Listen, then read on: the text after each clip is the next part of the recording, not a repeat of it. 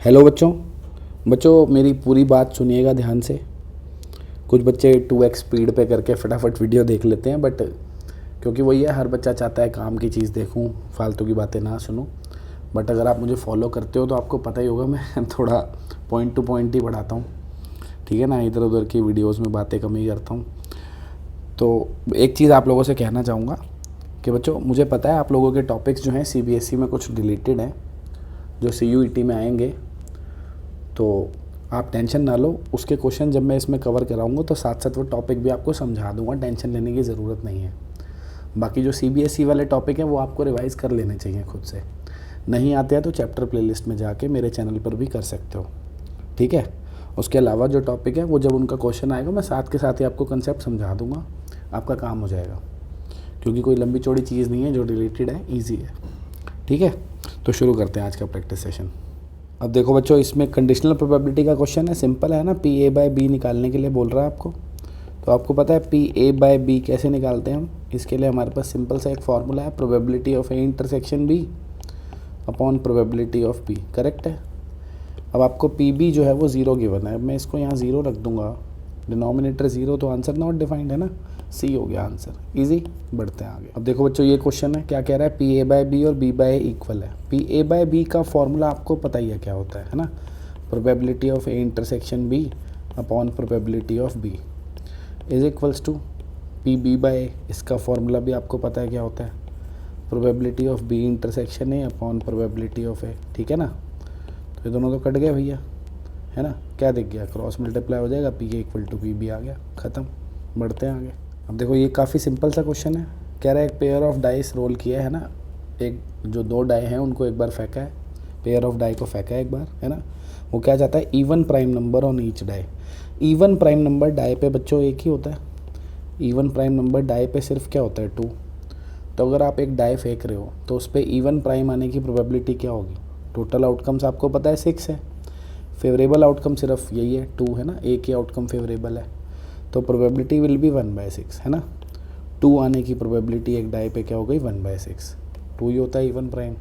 तो दूसरी डाई पे आने की प्रोबेबिलिटी भी तो 1/6 होगी ना। दोनों पे हमें इवन प्राइम चाहिए। सिंपल सा क्वेश्चन है, 1/36। आगे बढ़ते हैं। अब देखो बच्चों, इसमें क्या कह रहा है कि A और B दो इवेंट इंडिपेंडेंट कब होती हैं। देखो आपको पता होगा, इंडिपेंडेंट इवेंट्स में इंटरसेक्शन प्रोडक्ट में कन्वर्ट हो जाता है। मतलब probability of A intersection B क्या होती है, PA इंटू PB।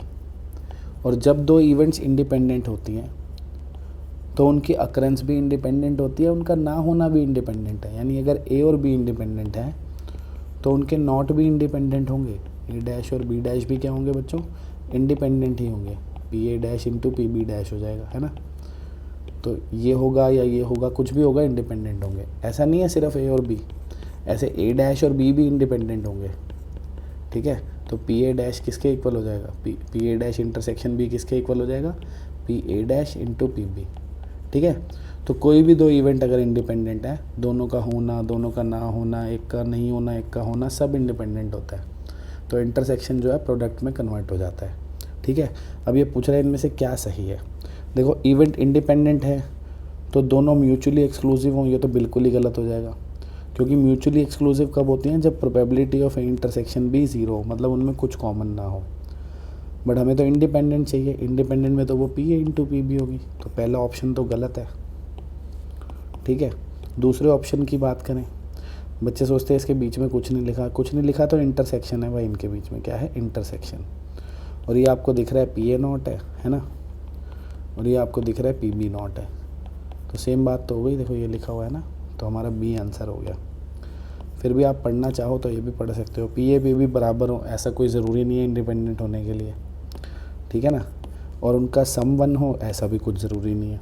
सम 1 होता है तो उन्हें एग्जॉस्टिव इवेंट्स बोलते हैं, एग्जॉस्टिव, 11th में पढ़ा होगा आपने। चलो आगे बढ़ते हैं। अब ये बच्चों काफ़ी सिंपल क्वेश्चन है बेस थ्योरम का, ठीक है ना। ये टॉपिक भी अगर आपको आता है तभी मैं क्वेश्चन समझा पाऊँगा आपको। टॉपिक नहीं आता तो क्वेश्चन समझाना बहुत मुश्किल है, क्योंकि यहाँ पे टॉपिक समझाऊँ तो बहुत लंबी चौड़ी कहानी हो जाएगी, ठीक है ना। अगर आपको नहीं आता है बेस थ्योरम टॉपिक तो आप चैप्टर प्लेलिस्ट में जाके 3rd वीडियो देख सकते हो, वहाँ से इसको समझो बच्चों, ठीक है। क्योंकि काफ़ी लेंदी काम है इसको समझाना। रिलेटेड टॉपिक तो मैं साथ साथ ही समझा दूंगा वीडियोज़ में, कोई बात नहीं है, छोटे हैं वो।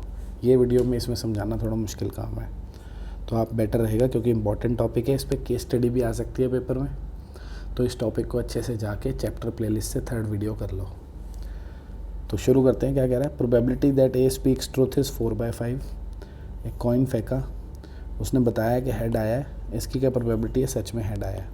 तो पहले क्योंकि हमने कॉइन फेंका है तो हम 2 इवेंट ले लेंगे कि कॉइन में एक्चुअल में क्या आया था, ठीक है ना। एक इवेंट ले ली कि कॉइन में हेड आया था भाई, हेड अपीयर्स। एक E2 इवेंट ले ली कि कॉइन में क्या आया जी, टेल्स अपीयर, ठीक है ना। तो अब सेकेंडरी इवेंट क्या है कि वो तो हमें बता ही रहा है हेड आया, चाहे टेल आया चाहे हेड आया, वो तो हमें यही बता रहा है कि जी हेड आया। तो ए इवेंट ले ली क्या कि ही रिपोर्ट्स अ हेड, ये इवेंट ले ली। अब E1 E2 की प्रोबेबिलिटी क्या होगी बच्चों? कॉइन में हेड और टेल आने की प्रोबेबिलिटी दोनों ही इक्वल होती हैं, हाफ है ना।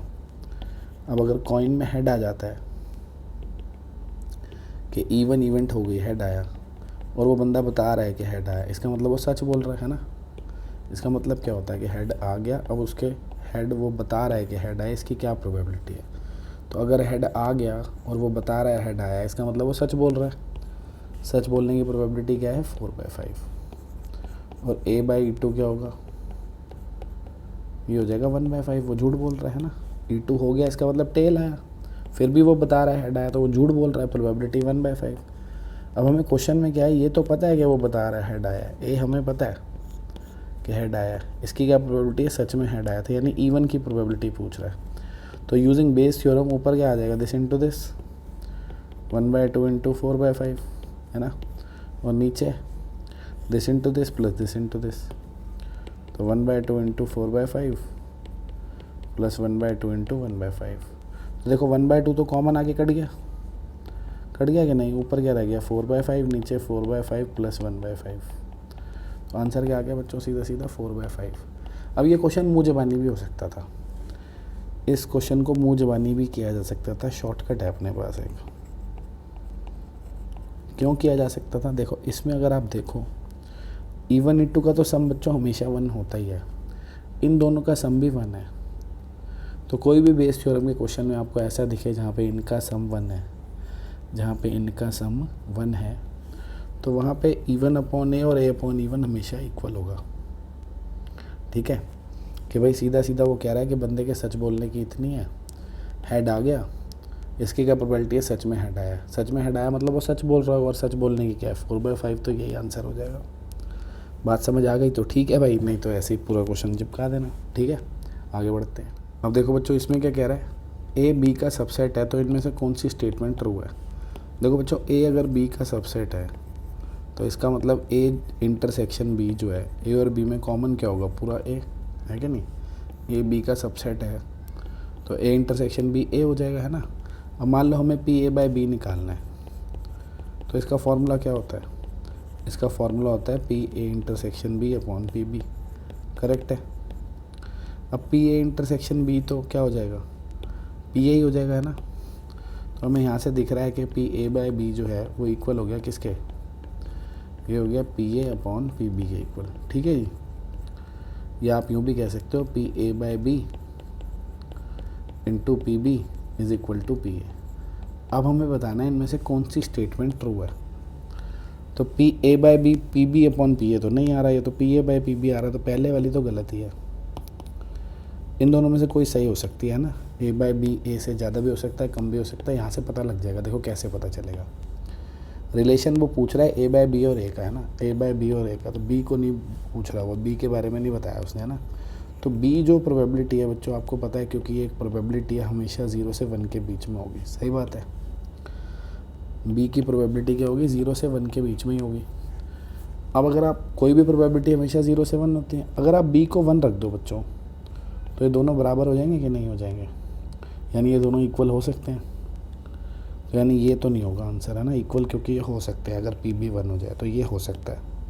क्या PA/B ज़्यादा भी हो सकता है? ज़्यादा भी हो सकता है। देखो दिमाग लगाओ भाई, प्रोबेबिलिटी 0 से 1 के बीच में होती है। अगर मैं मान लूँ थोड़ी देर के लिए PB हाफ है, देखो आपको समझाने के लिए मैंने मान लिया PB क्या है, हाफ है।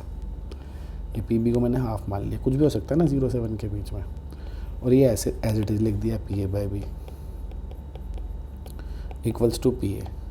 तो यहाँ से आपको दिख नहीं रहा क्या कि पी ए जो है वो इसका हाफ है, पी ए बाय बी का हाफ है। पी ए बाय बी को अगर मैं आधा कर दूँ तब जाके वो पी ए के बराबर होगा, यानी पी ए बाय बी बड़ा है ना। यहाँ से यूँ भी तो देख सकते हो, इस 2 को यहाँ ले जाओ कि P A by B double है पी ए से, तो ए बाय बी बड़ा है ना। तो ए बाय बी बड़ा भी हो सकता है, बराबर भी हो सकता है। बराबर कब होगा, जब पी बी 1 हो जाए। तो सी आंसर हो गया। ठीक है, आगे बढ़ते हैं। अब इसमें देखो कह रहा है एक डाई है जिसके 3 फेसिस पे 1 लिखा हुआ है। एक डाई है जी जिसके 3 फेसिस पे तो 1 लिखा हुआ है, 2 फेसिस पे 2 लिखा हुआ है और एक फेस पे 5 लिखा हुआ है। ऐसी डाई है ना, उस पर ये लिखा हुआ है। अब इस डाई में अगर मैं आपसे पूछूं कि भैया 1 आने की प्रोबेबिलिटी क्या होगी, तो आप क्या बोलोगे? 3 जगह 1 लिखा है, टोटल 6 है, 3/6 यानी 1/2। अगर आपसे पूछूं मैं 2 आने की प्रोबेबिलिटी क्या होगी, तो 2 जगह 2 लिखा है, टोटल 6 है, 2/6 यानी 1/3। अगर मैं आपसे पूछूं 5 आने की प्रोबेबिलिटी क्या होगी, तो आप क्या बोलोगे जी? 1/6। अब उसने क्या पूछा? मीन पूछा है। मीन मतलब एक्सपेक्टेशन, जिसको हम EX भी लिखते हैं। तो मीन कैसे निकलता है? This into this, 1 into half है ना, प्लस 2 इंटू 1/3 प्लस 5 इंटू 1/6। इस तरीके से निकलता है। ठीक है ना। मीन किसी भी प्रोबेबिलिटी डिस्ट्रीब्यूशन का निकालना हो, क्या करो? पहले सारी प्रोबेबिलिटीज़ निकाल लो, फिर number into probability, number into probability, number into probability, सबको ऐड कर दो। फॉर्मूला लिखा जाए तो EX का जो होता है वो क्या होता है? Summation of XI into probability of XI। X की ऑल पॉसिबल वैल्यूज़ इंटू उनकी प्रोबेबिलिटी, उन सब का सम। ठीक है ना। ये तो अब इसको सॉल्व कर लो भाई, क्या आ रहा है? ये आ गया जी 6 तो एलसीएम हो गया ना, 3 + 4 + 5 कितना दिख गया जी? 12/6, 2 दिख गया ना, 2 हो गया आंसर, ख़त्म। आगे बढ़ते हैं। अब देखो बच्चों, ये है कह रहे 2 कार्ड्स निकालें है ना फ्रॉम अ डेक। कुछ नहीं लिखा हुआ रिप्लेसमेंट या विदाउट रिप्लेसमेंट, तो कुछ नहीं लिखा तो विदाउट रिप्लेसमेंट मतलब उसने साइमल्टेनियसली निकाले एक साथ, है ना। तो नंबर ऑफ़ एसेस का हमें क्या निकालना है? EX यानी एक्सपेक्टेशन यानी मीन। तो मान लो X जो है वो नंबर ऑफ़ एसेस है। X क्या है? Number of aces. तो अगर आपने 2 कार्ड निकाले तो 0 एसेस भी हो सकते हैं, 1 एस भी हो सकता है, या 2 एस भी हो सकते हैं ना। भाई 2 कार्ड निकाले हैं तो ऐसा हो सकता है कि उनमें एक भी एस ना हो, 0 एसेस हो, 1 एस हो, या दोनों ही एसेस हो, है ना। 0 एसेस हो बच्चों, आपको पता है टोटल कार्ड होते हैं 52 में से 4 तो एसेस होते हैं, 48 आप कह सकते हो नॉन एसेस होते हैं, जो एस नहीं है ना, नॉन एस कार्ड्स जो भी होंगे वो। तो मैं चाहता हूँ एक भी एस ना हो, यानी जो दोनों कार्ड हो वो किस में से हो? 48 में से, नॉन एसेस में से हो ना। जो 2 कार्ड मैं ड्रॉ कर रहा हूँ वो किस में से हो? नॉन एसेस में से। तो 48C2/52C2, इसको खोल लेते हैं भाई। 48 × 47/52 × 51, ठीक है। काट लें इसको, 4 से काट देते हैं 12, ये हो गया 13। अब इसको 3 से काट देता हूँ, ये 4 हो गया, ये 17 हो गया। तो 47 × 4 हो गया बच्चों 188/221। ये आ गई हमारी x = 0 की प्रोबेबिलिटी। अब 1 की निकालनी है। अच्छा, टाइम आप पेपर में बचा सकते थे, आप 0 की प्रोबेबिलिटी मत निकालो। देखो ये हमारा टाइम वेस्ट हुआ ना। ये प्रोबेबिलिटी हमने निकाली है। जब मैं मीन निकालूंगा, खुद सोचो, जब मैं मीन निकालूंगा क्या फार्मूला बताया? Summation of XI into probability of XI। ठीक है ना। ये हमारे चीज़ें काम आएंगी पेपर में, CUET में टाइम बचाने के। भैया पहला नंबर हमारा क्या है? 0। अब 0 × 0 की जो प्रोबेबिलिटी होगी वो कुछ भी हो, मीन में तो काम ही नहीं आनी, वो तो 0 हो जाएगा, है ना। फिर +1 × जो 1 की प्रोबेबिलिटी होगी वो तो लगेगी, और जो 2 × 2 की प्रोबेबिलिटी होगी वो भी लगेगी। तो 0 अगर कोई नंबर है तो उसकी प्रोबेबिलिटी कुछ भी हो, मीन में उसका काम ही नहीं है, वो तो वैसे ही 0 हो जाएगा। तो ये हम नहीं भी निकालते तो भी हमारा टाइम बच जाता। वो तो बस मैं आपको निकालना सिखा रहा था, ठीक है ना। अब x = 1 का मतलब क्या है? एक एस होगा और एक एस नहीं होगा, मतलब एक इसमें से एक इसमें से। तो 4C1 × 48C1/52C2, तो ये हो जाएगा 4 × 48 × 2/52 × 51। सही है। तो ये 13 हो गया भाई, इसको काट दिया, 3 से तो ये 16 और ये 17, तो 32/221 ये आ गया। सही है। x = 2 की प्रोबेबिलिटी चाहिए, तो 2 का मतलब है दोनों एसीज होंगे, तो दोनों एसीज में से होंगे, है ना। तो 4c2/52c2, तो ये हो जाएगा 4 × 3/52 × 51। 3 से इसको कट किया 17, 4 से इसको कट किया 13, 1/221। अब आप इसमें वैल्यू डाल दो भाई, पहला तो 0 ही हो गया, है ना। दूसरा क्या हो जाएगा, 1 × ये प्रोबेबिलिटी यानी 32/221। तीसरा क्या हो जाएगा, 2 × ये प्रोबेबिलिटी यानी 2/221, तो ये 34/221 हो गया, है ना। किससे कट रहा है भाई, ये 17 से कट जाएगा, ये 2 आ गया और ये 13 आ गया, 2/13। ठीक है, आगे बढ़ते हैं। अब बच्चों ये क्वेश्चन बाइनोमियल डिस्ट्रीब्यूशन का है भाई, बाइनोमियल डिस्ट्रीब्यूशन, और ये टॉपिक CBSE ने काट दिया आपके सिलेबस से, है ना। तो मैं पढ़ा देता हूँ, कोई दिक्कत वाली बात नहीं है, छोटा सा टॉपिक है, ध्यान से समझेंगे। पहले टॉपिक सिखाता हूँ आपको और इसमें कुछ फॉर्मूले भी बताऊँगा जो आपको शॉर्टकट समझ लो, आपको काम आएंगे आगे क्वेश्चंस में। मीन वगैरह आप जल्दी से निकाल पाओगे प्रोबेबिलिटी डिस्ट्रीब्यूशन का। बच्चों बाइनोमियल डिस्ट्रीब्यूशन भी एक तरीके का प्रोबेबिलिटी डिस्ट्रीब्यूशन ही होता है। प्रोबेबिलिटी डिस्ट्रीब्यूशन जो आप पढ़ चुके हो, है ना, प्रोबेबिलिटी डिस्ट्रीब्यूशन। प्रोबेबिलिटी डिस्ट्रीब्यूशन में आप क्या करते हो बच्चों, प्रोबेबिलिटी डिस्ट्रीब्यूशन में आप n ट्रायल्स करते हो, है ना, n ट्रायल्स है ना। कोई भी गेम है, जैसे 10 बार खेल लिया हमने, तो उसे हम कितनी बार जीत सकते हैं, 1 बार, 2 बार, 3 बार, 4 बार, 0 बार, 5 बार, 8 बार, 10 बार। उन सभी पॉसिबल नंबर ऑफ सक्सेसेस की प्रोबेबिलिटी जब हम निकालते हैं तो उसे क्या कहा जाता है, प्रोबेबिलिटी डिस्ट्रीब्यूशन। अब वो सारी प्रोबेबिलिटीज़ निकालने में बहुत दिक्कत होती है, कैलकुलेशन बहुत ज़्यादा होती है। उसी के लिए एक फार्मूला बनाया बाइनोमियल डिस्ट्रीब्यूशन में कि भैया कोई भी एक पर्टिकुलर प्रोबेबिलिटी निकालनी है आपको, तो उसका एक फार्मूला है, Px = R = NCR P⁻r Q⁻n-r, ये फार्मूला है। ठीक है ना। इसमें ये सब चीज़ें क्या हैं, ध्यान से सुनेंगे। n क्या है यहाँ पे बच्चों, n है total number of trials, total number of trials. कितनी बार आपने कोई एक्सपेरिमेंट किया है या कोई गेम खेली है या कितने कार्ड्स चूज़ किए हैं डेक में से, इस तरीके से। अभी एक एग्जांपल लूँगा, आपको अच्छे समझ में आएगा कैसे यूज़ करना है। पहले आप इस सुन लो, इस फॉर्मूले में ये चीज़ें है क्या। n क्या है, total number of trials. p क्या है, probability of success, probability of success in one trial. q क्या है, q है probability of failure in one trial. ठीक है ना। अब क्योंकि p सक्सेस की प्रोबेबिलिटी है, q फेलियर की है, तो दोनों का सम हमेशा 1 होगा। और तीसरी बात क्या है, r क्या है यहाँ पे, r है रिक्वायर्ड नंबर ऑफ सक्सेसेस, कितनी सक्सेस हमें चाहिए, रिक्वायर्ड नंबर ऑफ सक्सेसेस। ठीक है। अब ये फार्मूला कब एप्लीकेबल होता है, कब प्रोबेबिलिटी डिस्ट्रीब्यूशन के लिए ये फार्मूला यूज़ किया जा सकता है, इसके लिए कंडीशन है बच्चों। ये सिर्फ तभी यूज़ होगा when probability of success is same in every trial, every trial, her trial में सक्सेस की प्रोबेबिलिटी सेम हो। फॉर एग्ज़ाम्पल, मान लो मैंने एक डाई को बच्चों, एक डाई को 100 टाइम्स टॉस किया, 100 टाइम्स। ठीक है। अब आपसे मैं पूछूं कि कोई नंबर पकड़ लो आप, 5 आने की प्रोबेबिलिटी हर बार कितनी होगी, 1/6 होगी, है ना। मान लो हमारे जो सक्सेस है वो क्या है, सक्सेस मैंने अज्यूम कर लिया कि 5 अपीयर्स, 5 आए, 5 आ गया तो मैं जीत जाऊंगा, है ना। 5 आता है तो मैं जीतूंगा। तो 5 आने की प्रोबेबिलिटी 100 की 100 बार सेम ही होगी, है ना, हर बार 1/6 होगी। तो मेरा सक्सेस को मैं क्या लिखता हूँ यहाँ पे, p लिखता हूँ, है ना।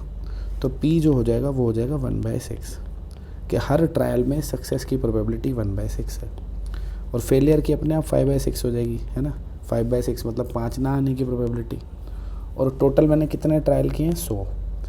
अब मैं कहता मैंने 100 बार डाई फेंकी है तो 10 बार मेरे जीतने की क्या प्रोबेबिलिटी है, यानी मेरे को निकालना है पी एक्स इक्वल्स टू 10।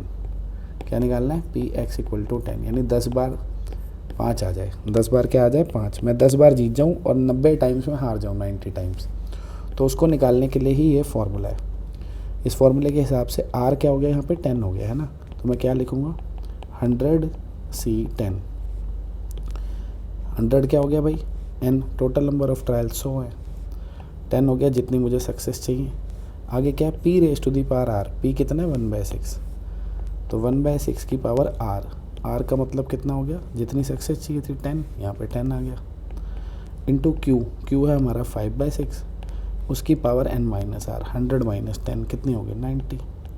अब आप इस एक्सप्रेशन को समझो तो ये क्या कह रही है, 1/6 की पावर 10 यानी 10 बार तो 1/6 हो गया, यानी 10 बार तो 5 आ गया, और 90 टाइम्स क्या आ गया 5 नहीं आया है ना, 90 बार पावर, इसकी पावर 90 है मतलब 90 टाइम्स मल्टीप्लाई हो रहा है ना, q 90 टाइम्स है, p 10 टाइम्स है, तो 10 सक्सेसेस होगी 90 फेलियर्स हो गए।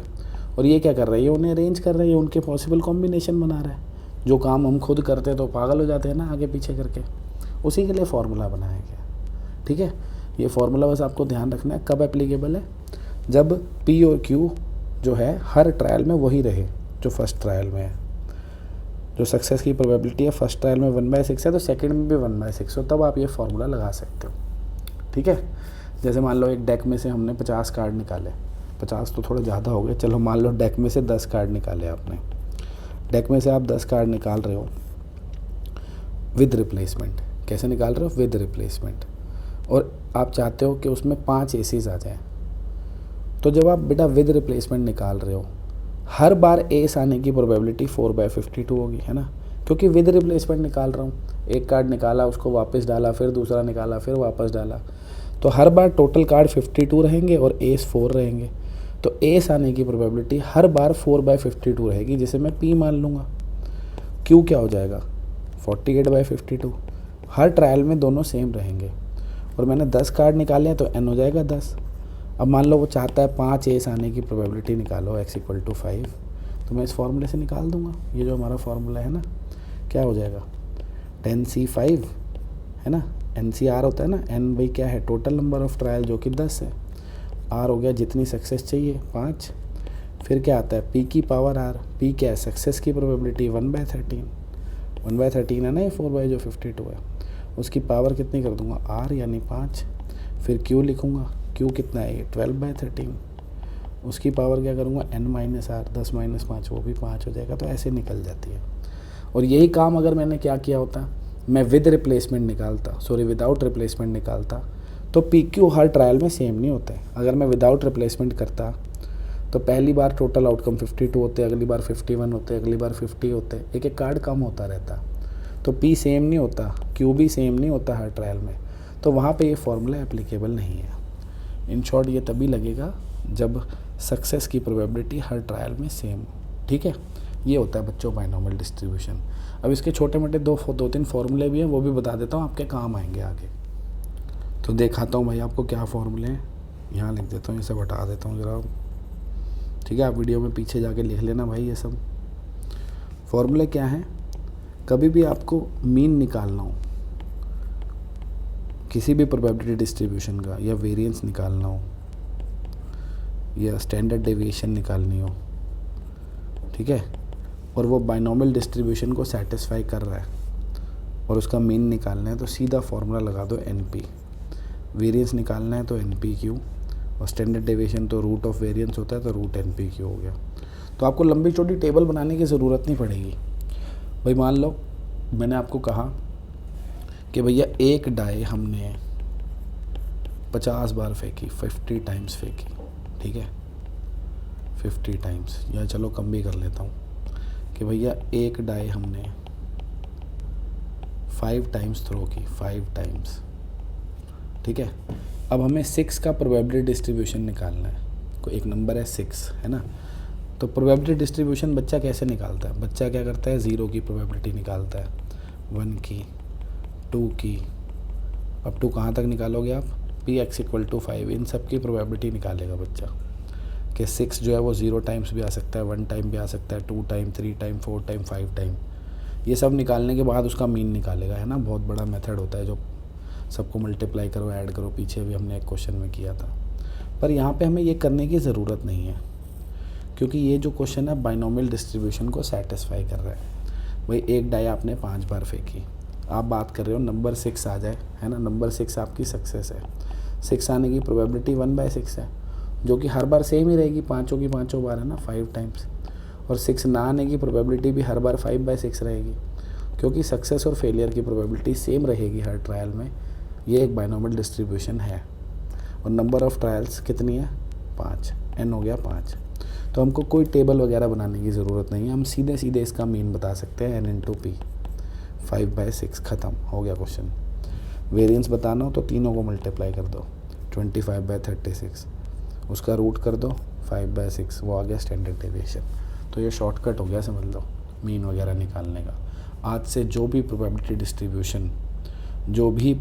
डिस्ट्रीब्यूशन बाइनोमियल को सेटिस्फाई करेगा, उसका मीन निकालने के लिए हमें पूरी टेबल, वो जो पूरी टेबल बनाते थे ना हम ऐसे करके, x और px, वो पूरी टेबल की सारी वैल्यूज़ निकालते थे, फिर इनको मल्टीप्लाई करके ऐड करते थे, वो सब करने की ज़रूरत नहीं है मीन निकालने के लिए। अगर वो बाइनोमियल डिस्ट्रीब्यूशन है, मतलब ऐसा डिस्ट्रीब्यूशन है जहाँ हर ट्रायल में सक्सेस की प्रोबेबिलिटी सेम है। ठीक है भाई, तो टॉपिक हो गया ख़त्म। अब अपना क्वेश्चन करते हैं 9th। देखो इस बॉक्स, इसमें क्या कह रहा है, एक बॉक्स है जिसमें 100 बल्ब्स हैं, 10 डिफेक्टिव हैं। ठीक है, 5 बल्ब का सैंपल निकाला, कह रहा है एक भी डिफेक्टिव ना हो। तो कैसे करेंगे इस क्वेश्चन को? कह रहा है 100 बल्ब में से 10 डिफेक्टिव होते हैं, तो देखो डिफेक्टिव होने की प्रोबेबिलिटी जो है वो कितनी हो जाएगी? 10/100। इसको मैं सक्सेस मान लेता हूँ, है ना, 1/10 हो गई। डिफेक्टिव नहीं होने की क्या हो जाएगी? 9/10। वो क्या चाहता है? एक भी बल्ब डिफेक्टिव नहीं हो, यानी x = 0 की प्रोबेबिलिटी पूछ रहा है। सही है, डिफेक्टिव होने की 1/10, नहीं होने की 9/10। टोटल हमने कितने बल्ब्स निकाले? 5 बल्ब निकाले, ये लिखा हुआ है 5 बल्ब निकाले हैं। ठीक है, n 5 हो गया। अब हमें x = 0 निकालना है कि एक भी डिफेक्टिव ना हो। फॉर्मूला क्या बताया था अभी x = r का आपको? NCR p⁻r q⁻n-r। ठीक है, तो क्या हो जाएगा?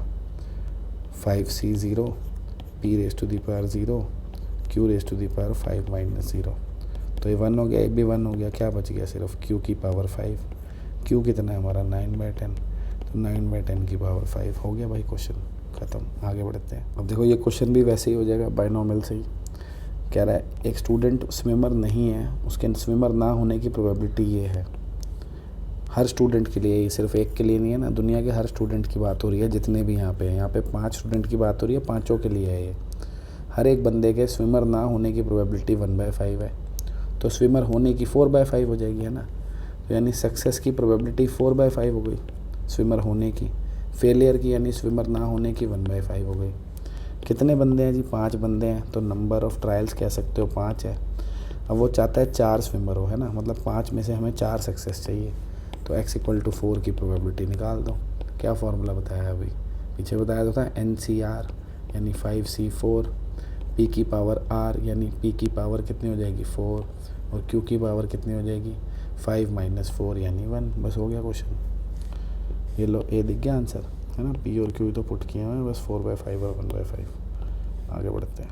अब देखो इसमें क्या कह रहा है? कह रहा है a जो है a और b दो इवेंट है, p/b/a 1 है। p/b/a का फॉर्मूला क्या होगा भाई? p/b × a/pa, ये 1 है ना, तो ये हो जाएगा p/b × a = pa। तो b × a अगर a के इक्वल है बच्चों, b × a किसके इक्वल है? a के। तो मैं ऐसा बोल सकता हूँ कि b और a में, क्योंकि पूरा का पूरा a कॉमन है, तो a जो है वो सबसेट हो जाएगा b का, है ना। तभी तो a × b a होगा, आंसर ए होना चाहिए। सही है ना।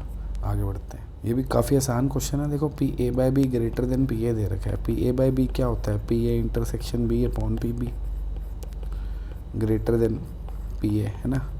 इनको मैंने क्रॉस मल्टीप्लाई कर लिया, इसको इधर, इसको इधर, a की जगह b की जगह a। तो pa × b/pa जो है वो हो गया ग्रेटर देन पी बी। तो ये क्या हो गया बच्चों, ये हो गया P A by B greater than, P A by B नहीं हो गया, sorry P B by A हो गया ना, ये पी बी बाय ए हो गया, ये B by A greater than P B. आ गया क्या कोई आंसर? सी दिख गया है ना। आगे बढ़, ये भी काफ़ी इजी क्वेश्चन है। देखो पी ए तो कट ही जाएगा बच्चों, पी ए तो कट गया, सही है। तो यहाँ से दिख गया P B equals to P A intersection B, दिख गया कि नहीं भाई? A and B, A intersection B तो होता है उस साइड, गया पॉजिटिव हो गया। इसको डिवाइड करके यहाँ नीचे ले जाता हूँ, तो 1 equals to P A intersection B upon P B. ठीक है, अब ये आपको पता ही है क्या होता है, ए बाय बी तो है, ठीक है। तो बी आंसर आ गया। आगे बढ़ते हैं। अब इसमें देखो हमें पी ए बाय बी निकालना है। पी ए बाय बी निकालने का फॉर्मूला क्या होता है बच्चों? पी ए बाय बी निकालने का फॉर्मूला होता है P A intersection B upon P B, है ना। क्या नहीं है अपने पास यहाँ पे? इंटरसेक्शन नहीं है, वो इन तीनों से निकल जाएगा, इंटरसेक्शन निकल जाएगा ना इन तीनों से। क्या फॉर्मूला होता है भाई? P A plus P B minus P A union B, है ना। बस वैल्यू डाल दो सारी, क्या हो गया? P A plus P B minus P A union B. अबे ये तो ज़ीरो आ गया भाई, अरे वाह, ज़ीरो आ गया। तो इसको यहाँ डालूंगा तो ज़ीरो ही हो गया आंसर। लो जी, बधाई हो। आगे बढ़ते हैं। अब इस क्वेश्चन में देखो क्या पूछ रहा है, P A dash upon B dash पूछ रहा है, P A dash upon B dash. इसको कैसे निकालेंगे हम? P A dash intersection B dash upon P B dash, है ना। और P A dash intersection B dash कैसे निकलेगा बच्चों? इसको हम 1 minus P A union B लिख सकते हैं, करेक्ट है। नीचे आ जाएगा P B dash, P B dash तो वैसे ही पता लग जाएगा, है ना। 0.2 है तो ये 0.8 हो जाएगा। और नीचे 1 minus P A union B क्या होता है बच्चों? P A plus P B minus P A intersection B होता है अपॉन 0.8। अच्छा जी, हमारे पास इंटरसेक्शन तो है ही नहीं, यहाँ से निकाल लेते हैं। कोई बात नहीं जी, यहाँ से निकाल लेते हैं। ए बाय बी का फॉर्मूला क्या होता है? ये होता है P A intersection B upon P B, है ना, जो कि हमें किसके इक्वल दे रखा है? 0.5 के। पी बी हमें दिया हुआ है 0.2 है, यहाँ पे 0.2 रख के क्रॉस मल्टीप्लाई करूँगा तो पी ए इंटरसेक्शन बी कितना मिल जाएगा जी? 0.2 इंटू 0.5 यानी 0.1 हो गया। चलो बढ़िया।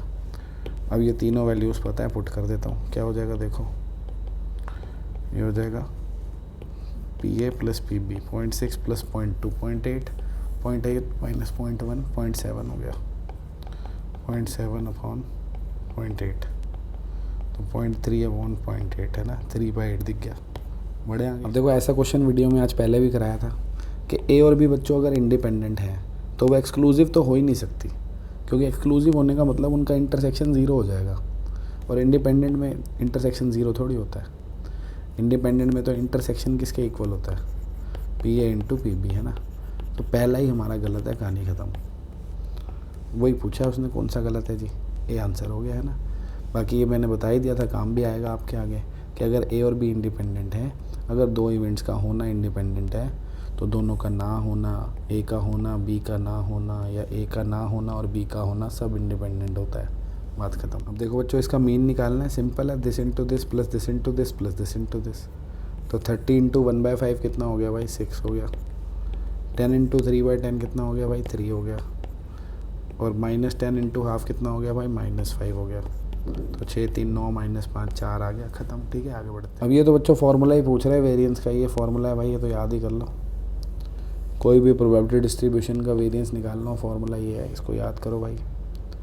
स्टैंडर्ड डेविएशन पूछी होती तो उसका रूट करते, फिर ये आंसर होता। ठीक है, आगे बढ़ते। ये तो बहुत ही आसान क्वेश्चन आ गया बीच में, अब आ गया तो आ गया भाई, क्या करें। पी बी बाय ए निकालना है, क्या फार्मूला हो जाएगा? A intersection B upon A 7/10 upon 4/5, ख़त्म हो गया जी। 2 तो 7/8 आ गया। आगे बढ़ते हैं। ये भी मजाक हो गया है ना, ए बाय बी पूछ रहा है तो दिस अपॉन दिस, ये तो लड्डू क्वेश्चन हो गए भाई, लड्डू आ गए बीच में। आ गए तो आ गए, कभी कभी खा लेने चाहिए, है कि नहीं। कट गया जी 2, तो क्या आ गया ये 8/17, सही है। 8 कैसे आ गया यार? 14 आएगा ना, 2 इंटू 7 14/17 आएगा। मैं अभी कुछ भी बोलता रहता हूँ, कभी कोई कैलकुलेशन मिस्टेक हो तो देख लिया करो भाई, जल्दबाजी में हो जाता है कभी कभी। ठीक है, आगे बढ़ते हैं। देखो बच्चों, इसमें क्या पूछ रहा है? B by A plus A by B, अब मेरे भाइयों और बहनों, ठीक है, ये आखिरी क्वेश्चन है आज की वीडियो का। अगर आपको टॉपिक बढ़िया लग रहे हैं, समझ में आ रहे हैं, वीडियोज़ अच्छी लग रही हैं तो कमेंट में बता सकते हो, ठीक है ना। कोई भी काम करने के लिए मोटिवेशन बहुत ज़रूरी है। अगर मोटिवेशन नहीं है तो दुनिया में कोई काम नहीं कर सकता। आपको चाहिए, हमें भी चाहिए, ठीक है। तो भैया अगर आपको समझ आ रहा है तो रिस्पॉन्स दो, मार्केट में फैलाओ वीडियो को आग की तरह, फिर बनाते हैं आपके लिए और कंटेंट, ठीक है ना। कोशिश करते हैं ज़्यादा से ज़्यादा कंटेंट आपको प्रोवाइड करें। लाइक करो, कमेंट में बताओ, ठीक है ना, फैलाओ आग की तरह। अब बच्चों देखो, आपको दिख रहा है ए इंटरसेक्शन बी चाहिए ये निकालने के लिए। ए इंटरसेक्शन बी तो है ही नहीं, निकल जाएगा this plus this minus this, है ना। ए इंटरसेक्शन बी क्या हो जाएगा, 3/10 प्लस 2/5 माइनस 3/5। कितना आ जाएगा भाई, ये दिख रहा है 3 + 4 - 6/10 यानी 1/10, ठीक है। पुट करो यहाँ पे, तो 1/10 नीचे ए है जो कि है 3/10, इधर ये 1/10 नीचे बी है जो कि है 2/5, 10 कट गया इधर, है ना। इधर ये हो गया तो 1/3 + 1/4 कितना दिख गया जी, 7/12। डी आंसर हो गया, ठीक है। चलो भाई, मिलते हैं नेक्स्ट वीडियो में, तब तक के लिए अलविदा, take care, love you all.